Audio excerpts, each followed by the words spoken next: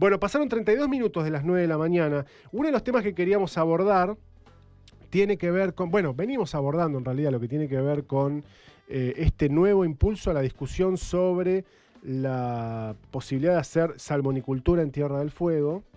Y en el medio apareció otro tema más que tiene que ver con, y que tiene de protagonista la persona con la que vamos a hablar, que tiene que ver con el tema de las desobligaciones docentes y la pérdida de clases. Estamos en comunicación con el legislador del Movimiento Popular Fueguino, Pablo Villegas. Pablo, ¿cómo te va? Gonzalo y Carolina te saludan. ¿Qué tal? Buen día, Gonzalo. Buen día, Carolina. Buen día a la gente. ¿Cómo están ustedes? ¿Qué Bien, tal? Buen bien, día. Pablo, gracias por atendernos. No, por Bueno, favor. Pablo, vamos en ese orden, si te parece. La apertura de sesiones de este año fue el propio gobernador Melella el que habló de la posibilidad de profundizar de alguna manera lo que hace a la producción acuícola en Tierra del Fuego e hizo mención puntual y particular a la prohibición de las salmoneras e incluso le dio cierta relevancia al proyecto que el año pasado había presentado el bloque de la Libertad Avanza. Y hace algunas pocas semanas atrás, en una entrevista con el diario Clarín, a propósito de la baja de aranceles, etcétera, el periodista le preguntó sobre esta comparación con Chile, los 6.500 millones de dólares de exportación por año, Sí. etcétera, y el propio gobernador dijo, estamos trabajando en una modificación de la ley que implicaría el uso de aguas del Atlántico desde Península Mitre hasta Bahía San Sebastián, ampliar la capacidad de carga del sistema RAS y lagos y lagunas. Algo que incluso diría yo va mucho más allá del propio proyecto que presentó la Libertad Avanza el año pasado. Y vos te expresaste un poco en ese sentido, Pablo. Queríamos conversar con vos y que nos dijeras a nosotros y a nuestra audiencia cuál es tu posición, porque vos sos uno de los legisladores que votó en su momento la restricción a que se pudieran hacer salmoneras en Tierra del Fuego.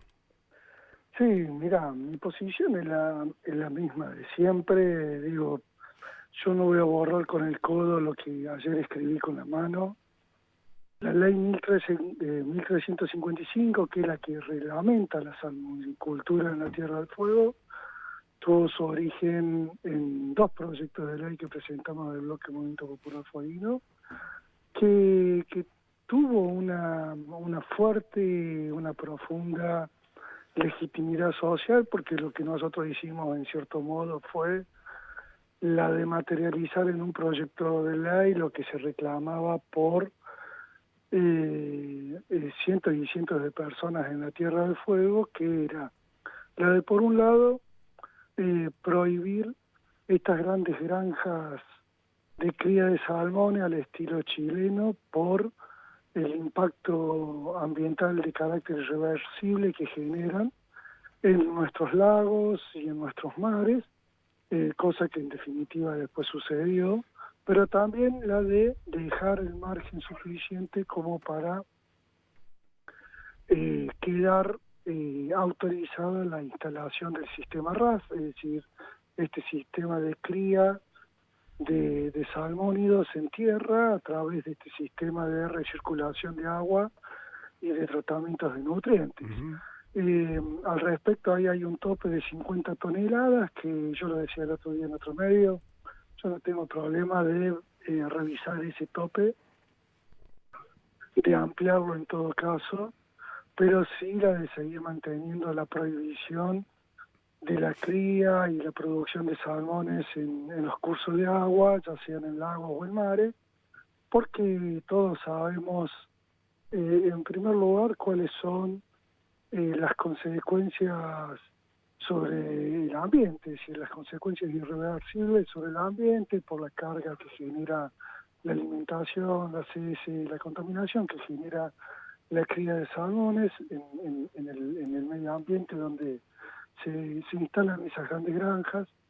Pero por otro lado, para seguir apostando a esa sinergia, a esa política pública exitosa que venimos alimentando todos y cada uno de los fueguinos desde hace más de 30 años, que es la que surge de la asociación del cuidado y la conservación del ambiente con la explotación del turismo. ¿Se entiende? Es decir, los turistas que vienen a la Tierra del Fuego no es que van a venir a ver grandes granjas de cría de salmones, sino que vienen a ver y disfrutar de nuestras bellezas naturales. Y esas bellezas naturales hay que conservarlas para seguir creciendo en materia turística, porque ya ha quedado corroborado, y lo sabemos todos, la cantidad de cientos y cientos de puestos de trabajo que genera, pero además del tipo de derrame, de derrame social que genera la actividad turística, donde se ven beneficiados no solamente los grandes dueños de hoteles, sino el que trabaja en el hotel, la mucama, el dueño del lavadero donde se llevan la sábana, por así decirlo, a Sí. limpiar, el del restaurante, el taxista, el remisero, el que tiene un departamento, etcétera, etcétera. Digo, esa es la posición que yo sigo teniendo, ¿no? Digo, yo no voy a cambiar, te vuelvo a insistir, Pero lo en que el ayer sistema de escribí. recirculación de agua, sí, vos entendés que ahí hay una posibilidad de abrir esa partecita de la discusión. Eso sí, porque mira, en su momento se fijó en la escala de las 50 toneladas como una forma de seguir apostando a la producción artesanal, como es la que hoy se está generando allí en la zona de Almanza por algunos emprendedores locales, Sí, que tiende a satisfacer el mercado gastronómico local, ¿cierto? El mercado local de cría de las truchas de plato para los restaurantes, particularmente de la ciudad de Ushuaia, de todo el Uno de Río Grande. Digo, si hay que aumentar ese cupo, yo en principio no tendría objeción, porque sabemos que el sistema RAS, que esto es la cría de salmones en tierra, con el tratamiento del agua, es un sistema que genera un impacto ambiental muy limitado y es el ideal, ¿no es cierto? claro. Ahora, no así con el sistema de estas grandes granjas, porque aparte lo que hay que dejar en claro, particularmente creo yo a la gente, es que es una mentira, es una falacia, pero es una mentira grande como una casa que se crea o que se transmite o que se transmita de que se van a generar miles de puestos de trabajo. Digo, nosotros no tenemos en nuestro litoral marítimo, en la Tierra del Fuego, las condiciones ambientales ni la cantidad de kilómetros en cuanto a la expansión que representa el centro y sur de Chile, ¿se entiende? Nosotros no tenemos miles y miles de kilómetros, Claro. que es Sí, donde están se comparando un instalan país esas... entero con una provincia. Exacto, exacto, y comparte de una provincia, Sí, también. porque sería el litoral que hace al Atlántico, el centro, sur, por así decirlo, y el norte del litoral atlántico de la Tierra del Fuego. Sí.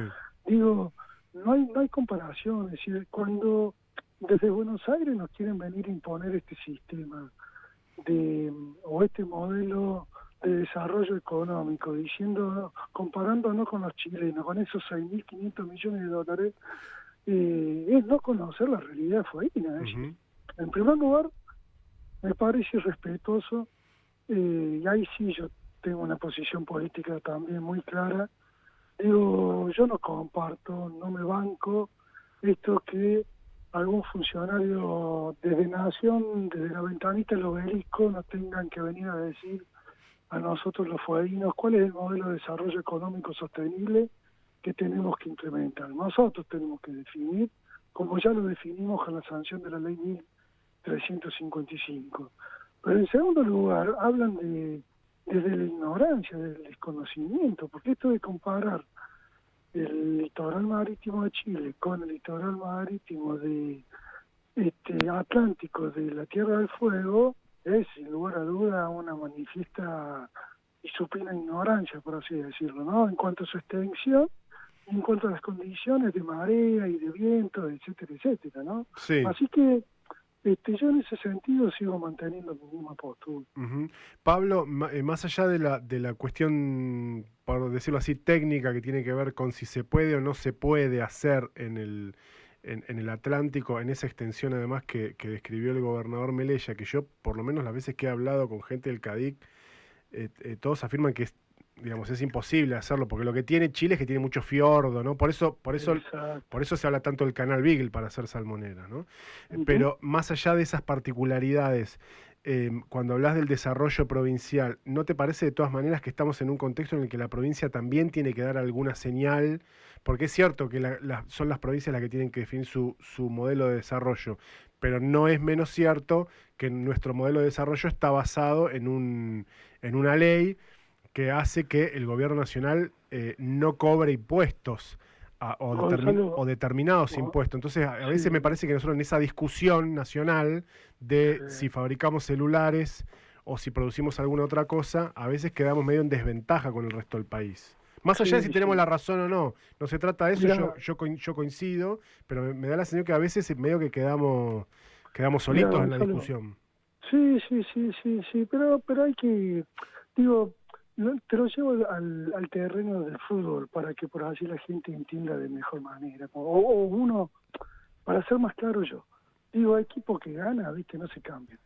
Nosotros en la Tierra del Fuego somos testigos, vos, yo, todos, somos testigos de que esta asociación estratégica, que esta sinergia que se genera entre la conservación ambiental y la actividad turística, que es una actividad amigable con esa conservación ambiental, es exitosa, ¿no es cierto? Genera, ya provocado del año 1992 a la fecha, un crecimiento absolutamente y fácilmente comprobable, Ujú. no solamente en la cantidad de turistas que nos visitan, sino también en el derrame económico que genera esa actividad turística en la sociedad. Entonces yo te puedo asegurar que si la provincia de la Tierra del Fuego establece como política estratégica, como se hizo en los años 90 cuando se amplió el puerto de Ushuaia, se hizo el aeropuerto, se pavimentó la Ruta 3, se hizo el Cerro Castor. Es decir, si la provincia de la Tierra del Fuego vuelve a tener esa mirada de desarrollo estratégico en materia turística para la zona centro y para la zona norte de la provincia, te puedo asegurar, te puedo asegurar, que va a generar el turismo en esa zona muchísimas, pero muchísimas más fuentes de trabajo. Y la generación de riqueza que va a beneficiar no solamente a un grupo concentrado de empresas, como es el tema de las salmoneras, de estas granjas de cría de salmones, sino un derrame social de esa riqueza en mayor escala que la que se prevé con los salmones. Y eso es lo que hay que tratar de defender, y de hablar y de explicar cuando desde Buenos Aires nos quieren venir a imponer estos modelos de desarrollo. Digo, ¿por qué cambiar esta estrategia de desarrollo económico sostenible que va de la mano de la conservación ambiental conjuntamente con la actividad turística cuando ha sido exitosa?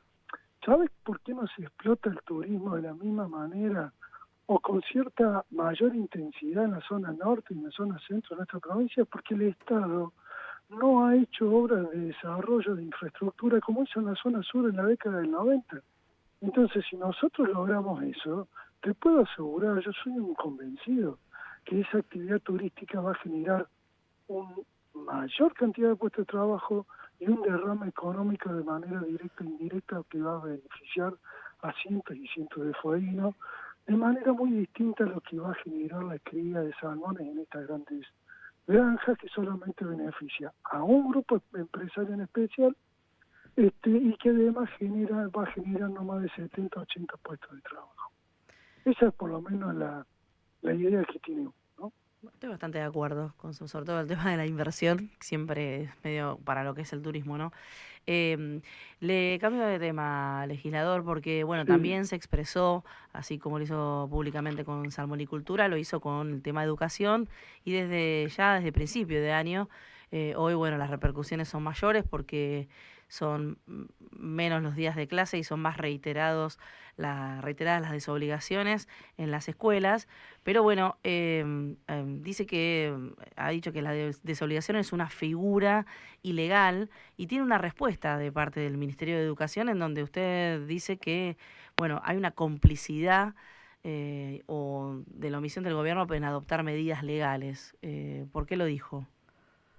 Mira, lo digo porque es la realidad de los hechos, y es más, el propio ministro de Educación me reconoce, no solamente por nota, el 18 de marzo, cuando yo, en base a la ley de acceso a la información pública, le hago un planteo al gobernador en el mes de febrero, y él me contesta diciendo que durante el año 2023 y el 2024 no entendieron que dentro del margen de la discrecionalidad política que le da el sistema, no debían efectuar descuentos a los docentes que se habían sumado a estas denominadas desobligaciones.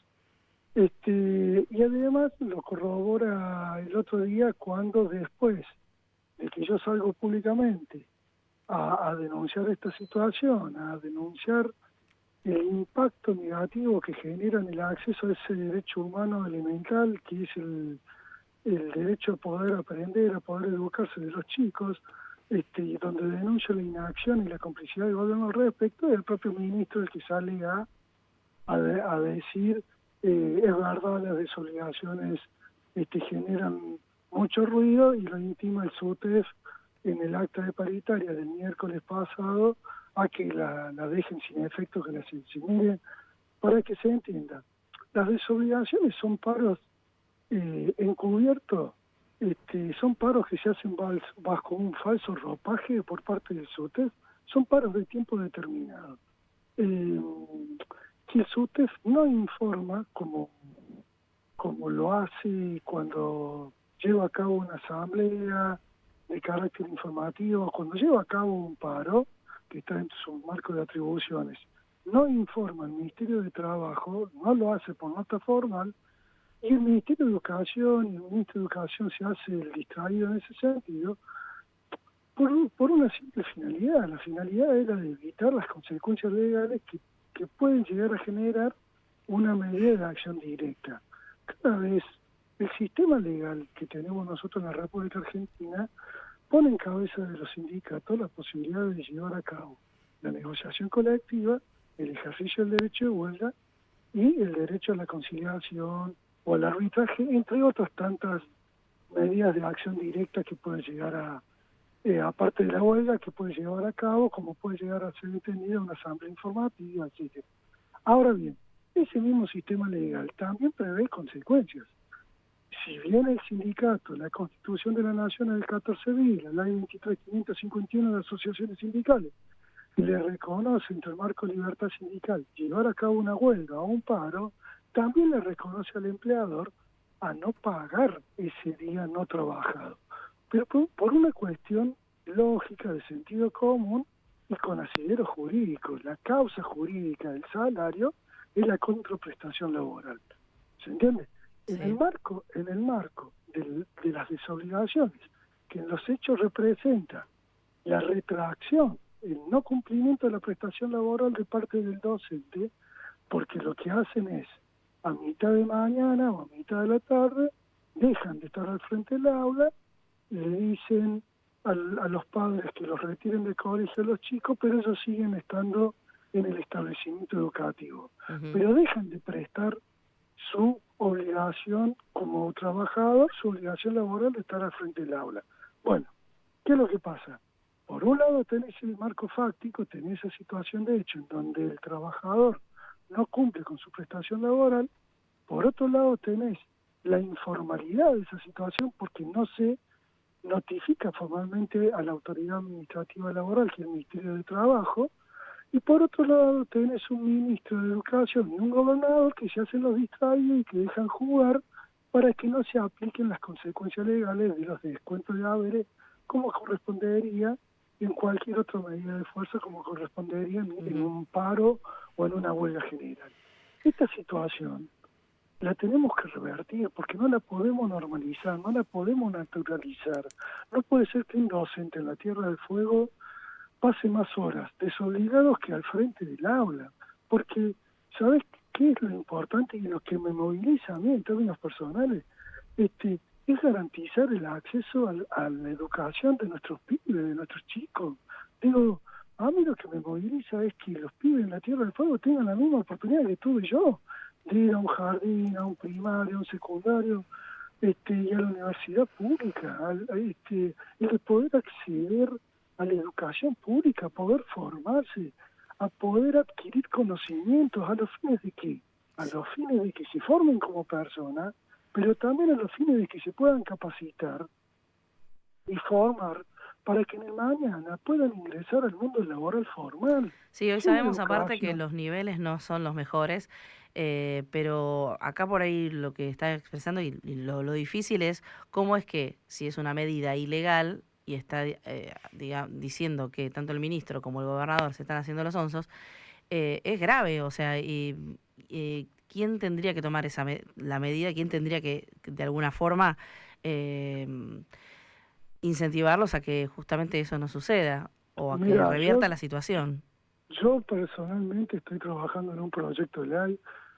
Digo, uno no es tonto, sabe que el ministro de Educación tiene más empatía con, con el sindicato docente que con los alumnos. Y esto tiene que ver, creo yo, con un error estratégico que ha tenido el gobernador en definir en determinadas áreas como ministros agentes de la propia área. Es decir, dentro del Ministerio de Salud a una médica, el Ministerio de Educación a un docente, etcétera, etcétera. Yo creo que les cuesta tomar decisiones, les cuesta hacer lo que se tiene que hacer, les cuesta pelearse en defensa de los derechos de los chicos. Y yo creo que en política, y por eso estoy en política, hay que hacer lo que se tiene que hacer. El Estado no puede no puede renunciar a ser el garante del bienestar general. No puede renunciar a su labor de ser de garante, de mediador y de poner límite a los intereses sectoriales frente al interés público y el interés general de que los pibas asistan y tengan clases. Por más empatía que se tenga con los docentes o por más empatía que se tenga con un sindicato en particular. Entonces, ¿qué digo yo? Digo, como conozco el paño, como lo veo venir de hace 3 años esta situación y nadie hace nada, bueno, yo voy a agarrar y dentro del marco de la Constitución voy a tratar de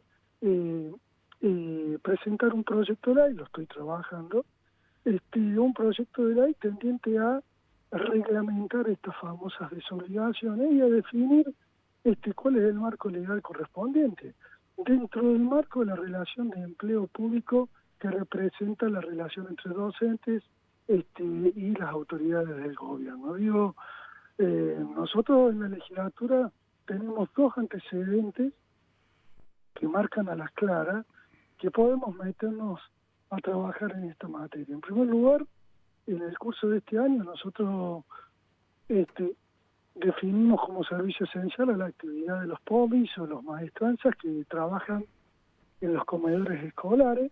Lo hicimos basados en esa relación de empleo público. Hoy en día, además de ese antecedente legislativo, hoy en día se encuentra en trámite en la propia legislatura un proyecto de ley del SUTEP, tomado por distintos bloques políticos, en donde nos piden a nosotros los legisladores intervenir en esa materia, en esa relación de empleo público, tratando de imponer un salario mínimo de vital y móvil. Bueno, yo digo lo siguiente, si quieren cambiar las reglas de juego y dejar de lado la negociación colectiva y que sea por ley trabajar cuestiones que hacen a esa relación de empleo público, bueno, tratemos todas las cuestiones que hacen a la relación de empleo público entre docente y empleador. No solamente el salario mínimo vital, sino también las desobligaciones. Y ese va a ser el planteo que voy a hacer yo seguramente para presentar en la próxima sesión que tengamos ahora a fin de mes en la legislatura provincial. Ok, ahora, al momento el mismo ministro Pablo López Silva desconoce y dice que no va a pormenorizar con usted y que no va a llevar adelante ningún tipo de declaración al respecto, pero lo cierto es que al día de hoy las familias no tienen ninguna herramienta para ir a reclamar esta falta de clases. Por eso hablo de esta presentación del proyecto de ley. Yo más de lo que puedo hacer como legislador dentro del marco institucional, lo que puedo hacerlo, que es presentar un proyecto de ley. Después, la opinión del ministro me tiene sin cuidado. Y lo que me interesa es cambiar esta realidad, esta penosa realidad, esta situación de decadencia, de marcada decadencia que tenemos en un sinnúmero de actividades que tienen que ver con la gestión de este gobierno provincial, y particularmente en este caso esta marcada situación de decadencia que se tiene en el sistema educativo, que encuentra su génesis, que encuentra su origen en los desaciertos de esta gestión de gobierno, porque el gobierno, vos fíjate lo que genera. Por un lado, provoca las condiciones para que haya paros docentes, por ejemplo, no pagándole el salario en tiempo y forma a los docentes por las negligencias que le genera la burocracia en el ámbito del Ministerio de Educación, que hace que a un sector de los docentes no le paguen desde hace 2 o 3 meses. Por otro lado, no gestiona de mejor manera los recursos económicos que tiene la provincia. Tienen la lapicera y el sí fácil para firmar convenios, por ejemplo, con la UBA, para gastar 4.200 millones de pesos. 4.200 millones de pesos para que hagan un manual de procedimiento y un digesto de leyes en el Ministerio de Educación, pero no para afectar ese dinero para mejorar las condiciones de la infraestructura escolar o en todo caso las condiciones salariales de los docentes. Y a la vez no hacen lo que tienen que hacer cuando hay desobligaciones. Entonces digo, acá quedan las claras que el máximo responsable es el gobierno de la provincia, en la figura del gobernador, en la figura del ministro de Educación, y uno trata de revertir esa situación dentro del marco de atribuciones que me reconoce la Constitución, que es la de poder presentar proyectos de ley. Después de allí, veremos qué otra instancia se podría llegar a generar, pero en principio estoy trabajando en eso. Pablo, te agradecemos por estos minutos, muy amable. No, por favor, gracias a ustedes y saludo a la gente. Gracias, hasta luego. Pablo Villegas, legislador provincial del Movimiento Popular Fueguino. Bueno, salmoneras y desobligaciones. 2 temas que no tienen nada que ver uno con el otro, pero bueno, que hacen obviamente al quehacer cotidiano de un legislador provincial, que tiene otras responsabilidades también. No, y debe tener una Podríamos haber hablado de OSEF también en la los... carpa de ATE, pero bueno, las notas tienen que tener un tiempo, chicos, porque si no... No, tal cual. Se pierde la atención en aparte... esta comunidad, en esta realidad tiktokera. Que es rápida. Que es de 1 minuto. De 1 minuto y bueno. 40 segundos. Bueno, qué sé yo, hay cosas que quedan, ¿no? Que es como, si todo va en la carga de un solo legislador... Bueno, es la posición que él toma, qué sé yo, también. Cada uno toma las causas que quiere. Es como decir que Laurita Colazo está sola en el tema ambiental, qué sé yo. Pobrecita. Bueno, y los libertarios son ellos 2 solos contra la casta. Contra toda la casta.